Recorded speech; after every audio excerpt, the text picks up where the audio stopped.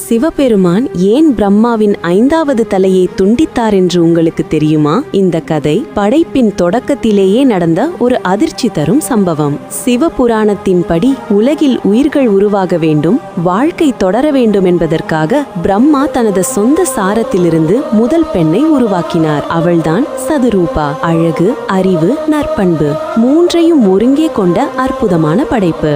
அவளுடன் சேர்த்து முதல் மனிதரான மனுவையும் பிரம்மா உருவாக்கினார்.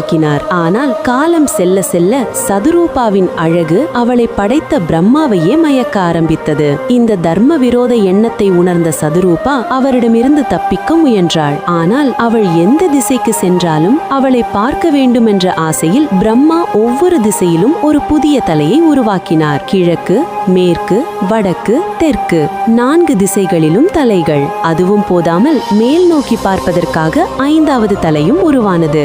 இந்த செயல் படைப்பாளருக்கே அலங்காரம் அல்ல, இது தர்மத்திற்கு எதிரானது.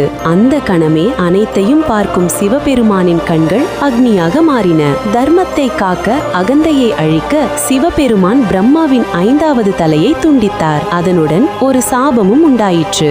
பிரம்மா, நீ பூமியில் பரவலாக வழிபட மாட்டாய். அதனால்தான் இன்றும் சிவன், விஷ்ணு போல பிரம்மாவுக்கு அதிக கோவில்கள் இல்லை. பின்னர் சதுரூபா மனுவை மணந்தார். அவர்களிடமிருந்தே மனித குலம் உருவானது. அதனால்தான் நாம் அனைவரும் மனுஷியர்கள் என்று அழைக்கப்படுகிறோம். இந்த கதை சொல்லுவது ஒன்றே, படைப்பாளரானாலும் தர்மத்தை மீறினால் அழிவு நிச்சயம். நன்றி. இப்படியான ஆழமான புராண ரகசியங்களுக்கு PA Edits லைக் செய்யவும், சப்ஸ்கிரைப் செய்யவும் மறக்காதீங்க.